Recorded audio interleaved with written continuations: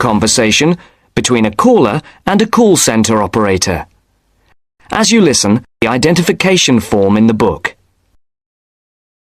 First, you have some time to look at questions 1 to 5.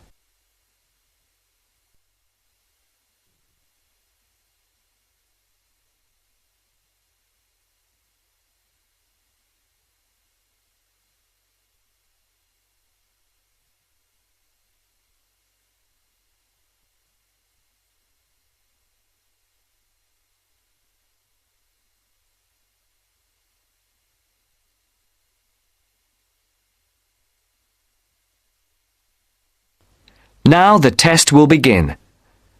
You should answer the questions as you listen, because you will not hear the recording a second time. Listen carefully and answer questions 1 to 5. Platinum Card Service, Rebecca speaking. How may I help you?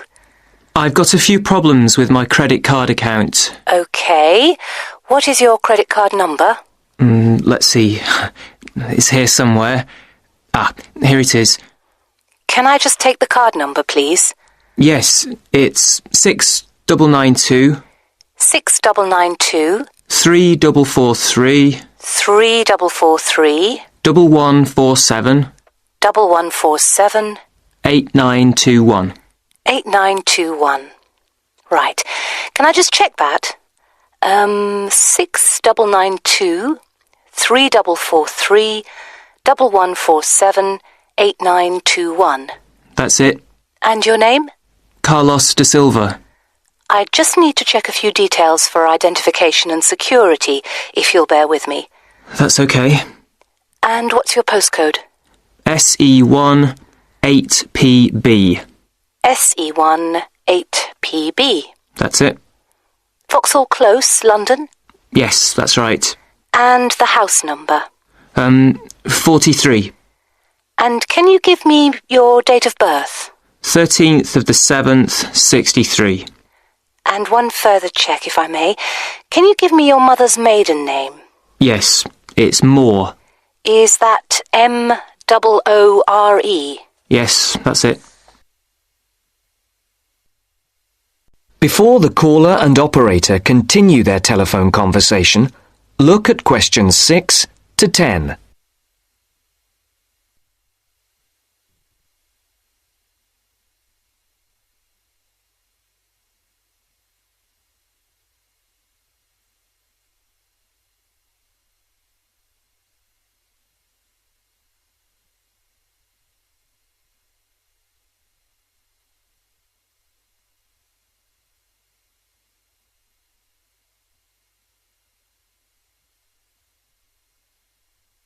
Now listen to the next part of the conversation and answer questions 6 to 10. Yes. Now, can we get on with this? Yes, sir, certainly. I'm sure you'll appreciate that all these checks are necessary for security reasons. So, what exactly is the problem? Problems? Okay. Well, first, your computer seems to have gone mad. I sent you £500 and on the statement for the account it shows that I only paid £300. Yes. The account does only show £300 was paid. Well, I paid the £500 in at the bank and I have my receipt and my bank statement shows that £500 has been taken from my account. Oh, I see. What I'll do is check with the bank and see what they say. OK. You said there was something else? Yes, as if that wasn't enough. My account shows that £107.27 was paid to a company called Pan Express. I don't know who this is. Let's have a look. Well, it is genuine. I can assure you it's not mine. It was made on the evening of the 12th of May. Maybe it's a restaurant bill you forgot about? There's no way that... Oh, wait, hold on. Yes. Oh, it's okay. I've just realised what it is. It is a restaurant bill. The name of the company is different from the name of the restaurant. My mistake. I'm sorry. That's okay. Was there anything else? I don't know if I dare. What is it anyway? Well, It's, the amount of interest seems to have gone up. If you look at your statement for April, you'll see that the rate went down from 16.27% to 14.99% that month.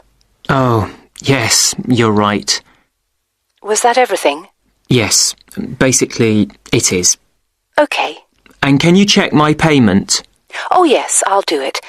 Can I phone you back? I'll be at home for the next 2 hours. I have to leave at 11. Right. What's your number? 020 7989 7182. Hold on. 020 7979? No, it's 7989 and then 7182. So it's 020 7989 7182. Yes, that's it. Okay, I'll phone you straight back. Thanks. Bye.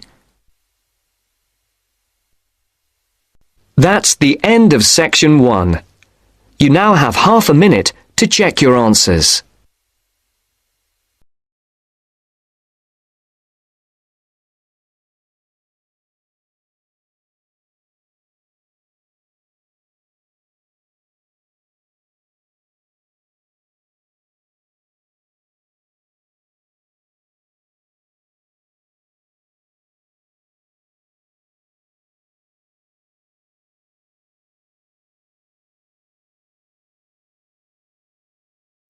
Now turn to Section 2. Section 2. You'll hear a tour guide talking to a group of visitors about Bestley Castle. First, you have some time to look at questions 11 to 15.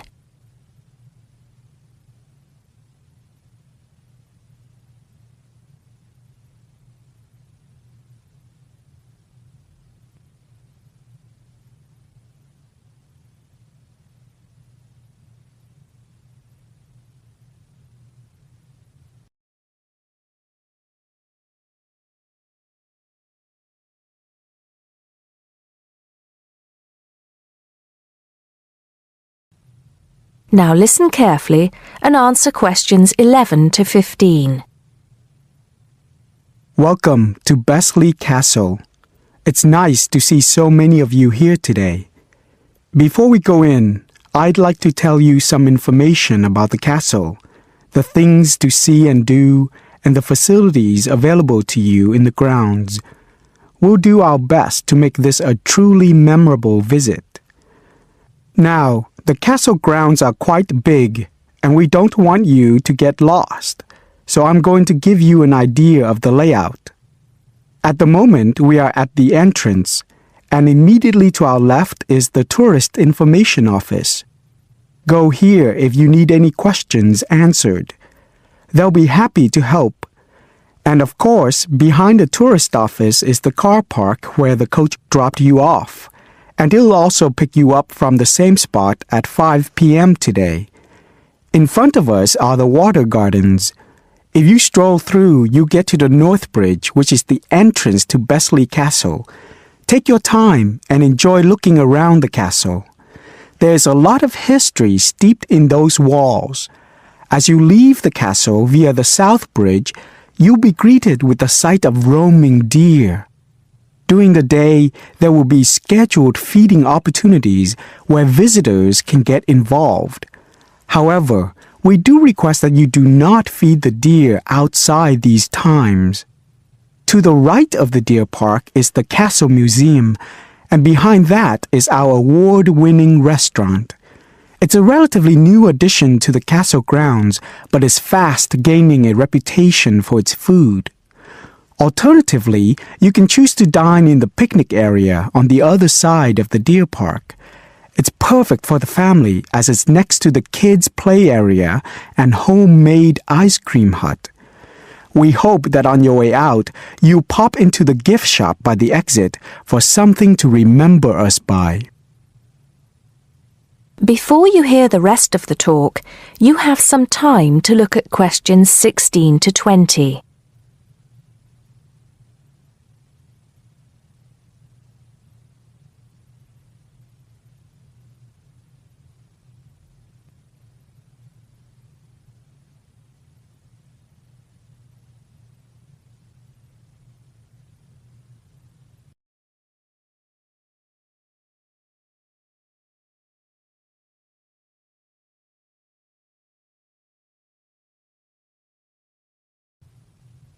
Now listen and answer questions 16 to 20. Admission to the grounds is free for all. That includes the museum, gardens, and picnic area. There is an admission fee for the castle, which is £6.50 for adults, with a 10% discount for students and retired people. Children under the age of 16 pay half adult price, and under 8 go in free. There are many spectacular events throughout the year, and for most of them, there's also an admission fee. As these events are in high demand, it's a good idea to book well in advance. Some of the exciting events planned for this year are the Summer Medieval Festival, where you can watch old-fashioned nights and experience a feast in the halls of the castle, as if you were a guest of King Henry VIII himself. There are several concerts planned this year too, including a rock concert, at an admission price of £10 per person, and a special jazz concert, which is free to the public. I'm sure you'll agree that all tastes and ages will be satisfied.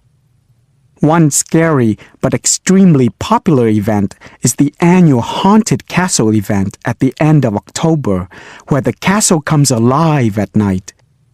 Why don't you come along, if you're brave enough? Another sight to see is the fantastic firework display on November 5th, and the cost of that includes refreshments. We also have a long tradition of raising money for charity. The charity event held every year on the first day of May will this year be an archery contest. Entrance is free, but donations are certainly welcome. This year, we'll be collecting money on behalf of a charity for elderly people, Age Concern. Just in case you can't remember all of that, you can pick up a leaflet showing the timetable and prices for all events from the Tourist Information Desk. You can also go online to get this information from our website. That is the end of section 2. You now have half a minute to check your answers.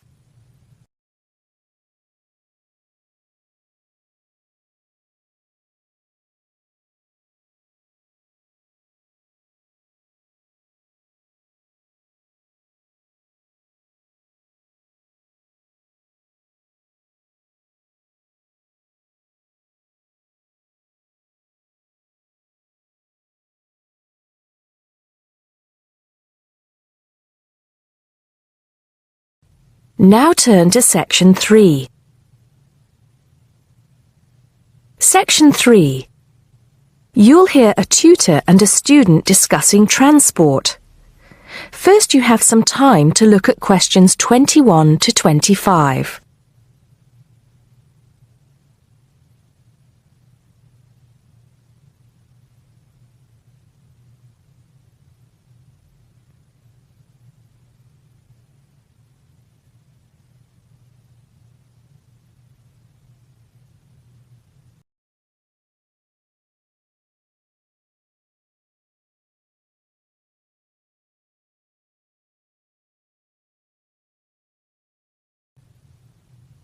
Now listen carefully and answer questions 21 to 25. Come in, John, come in. How's the paper going? Morning, Mr. Taylor. Pretty well, actually. Good, good. It's not all about bicycles, is it? I know you've got a thing about bicycles. Yes, but that's just... There are other ways to get around town, you know. Yes, I know, and I think I've researched pretty well all of them. Right then. So your paper's about urban transport in London, eh? Not just London, but that is going to be the focus. I've also looked at urban transport systems in cities around the world. Madrid, Beijing, Mexico City, Amsterdam, Paris, other countries too. You have been busy, haven't you? What's the purpose of your study? Well, two things really. I want to see if there are more efficient ways of organizing urban transport systems while cutting down on traffic congestion. And, of course, pollution. and to find ways of encouraging people to use public transport instead of their cars. Let's start with that then, with cars. I think you'll have a hard time thinking of ways to persuade people to swap their cars for a crowded bus or underground train. They're convenient, comfortable, faster, and sometimes they're a status symbol too. Okay, I agree that cars will probably always be the most popular means of transport, but there are ways to cut down the number of people who bring their cars into the city. It's a problem that affects every big city, and several methods have been tried. I know, as I've found to my cost. When I go into London, which I do 2 or 3 times a week, I have to pay £5 to get into the city centre. Has your research thrown up any more places where they do this? Oh, yes. Apart from London, there's Oslo, Stockholm, Singapore. Now, there, in Singapore, they've got it really organized. They've imposed a tax on all roads leading into the city center, and they have electronic sensors that identify each car, and then debit a credit card belonging to the owner. Before you hear the rest of the conversation, you have some time to look at questions 26 to 30.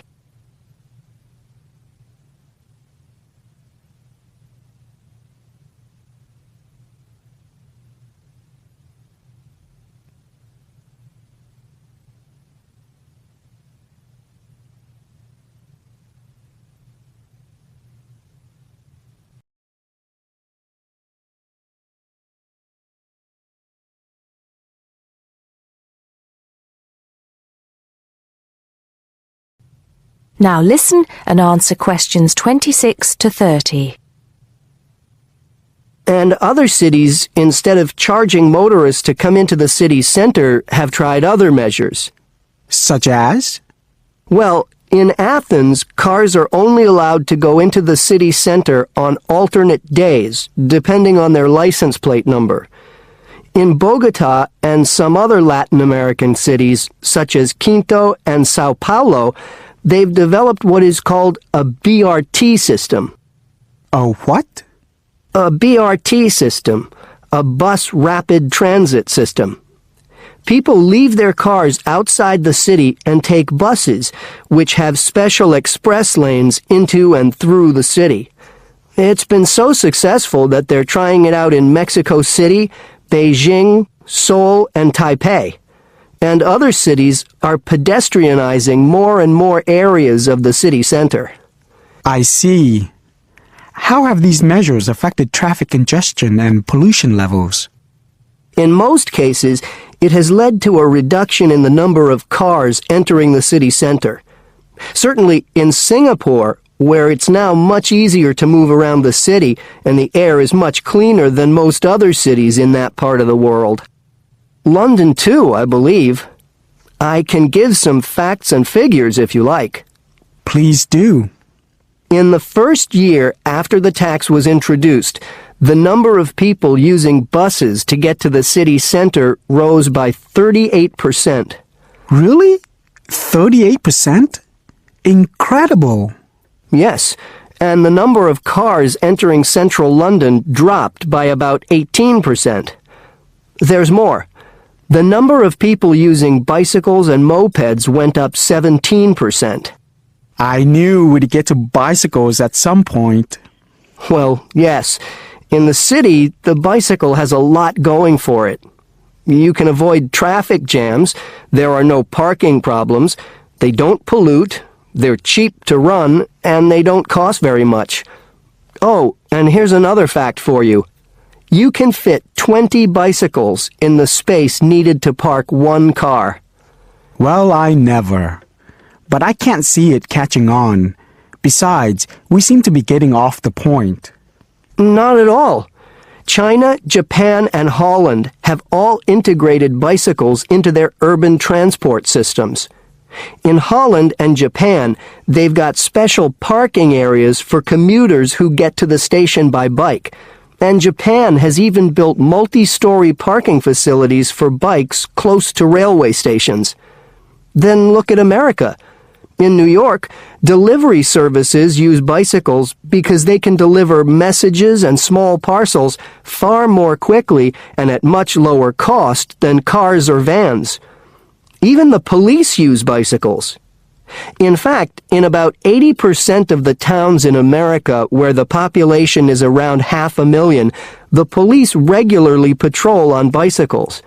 And they have proved to be effective because they can reach the scene of an accident or crime faster and more quietly than officers in patrol cars, making a lot more arrests per officer. Well, you do know your bicycles, don't you? But I do need to hear more about the public transport system and what's to be done about that. And I'd like you to look a bit more into the economics of it, how much it will cost to improve the situation, and so on. Okay? Right. See you next Tuesday. Yes, next Tuesday. Bye, Mr. Taylor. That is the end of section 3. You now have half a minute to check your answers.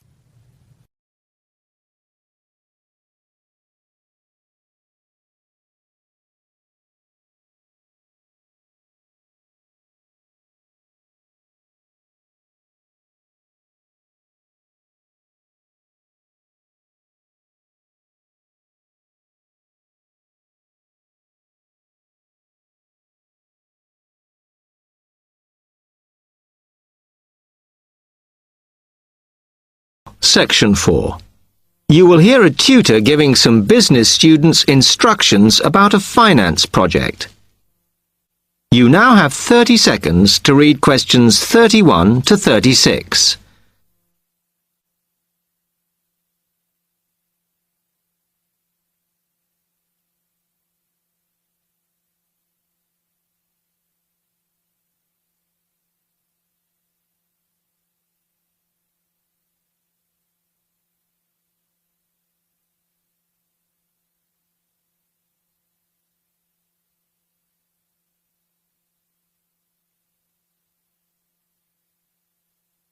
Now you have some time to look at questions 31 to 36. Okay, can you quieten down, please? Now, today I'm going to talk to you about your assignment. We've been studying the effects of the exchange rate, so I'm going to give you a project to do on this. Right, can you make some notes while I'm talking? The first thing that I'd like you to do in order to prepare this is to select where you're interested in. I mean, which country, and therefore which currency you're going to be operating in. Okay, now the purpose of the project is to make money, and I'm hoping some of you will make a significant amount. So, I want you to suppose that you have £100 that you will have to invest purely in the rises and falls of the exchange system. In other words, you'll be trying to predict rates.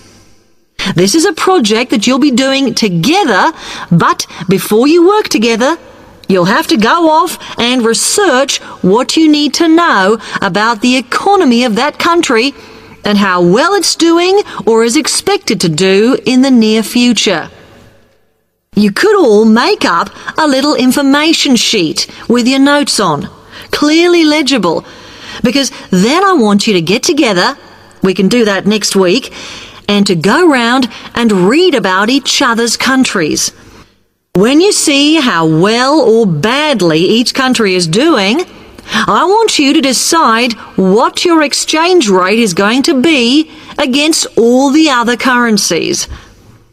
After that is all sorted, what you're going to do is go round the other students and attempt to sell your money to the others.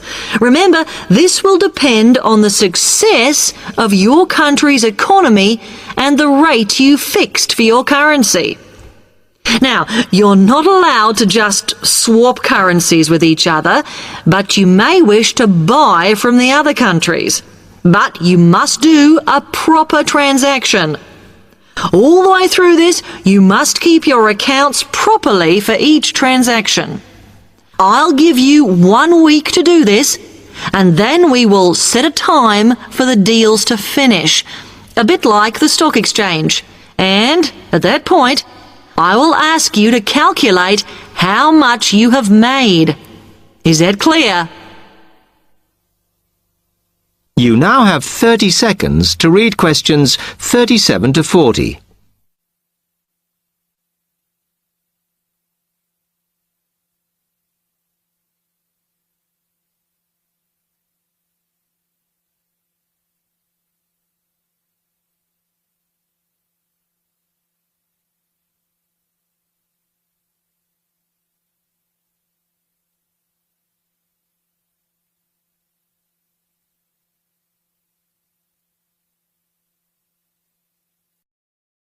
Now listen carefully and answer questions 37 to 40. Okay, now before you begin that, there are a few things I want you to read up on to prepare. You need to look at the economies of the UK's main trading partners.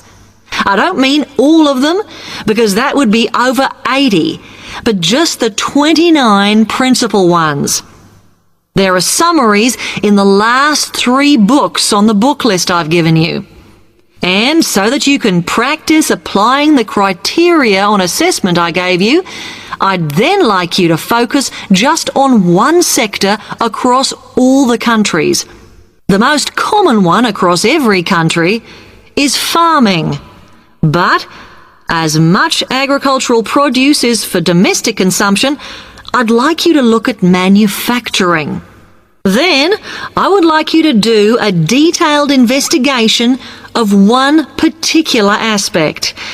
I was going to give you a choice, but I think as we've just started the course, it's better if we all look at the same thing, and then we can discuss it in the seminars. So, the thing I'd like you all to look at is fluctuations in import prices. Now, you need to do all that before you start the project, as it will help you assess the economies of the countries you'll be representing in the project. Don't worry, you've got plenty of time. Exam week is December the 8th. Then it's the holidays until January the 6th, so I don't need the project in till February the 5th. Is that okay? Now, any questions on this? That is the end of section 4. You now have half a minute to check your answers.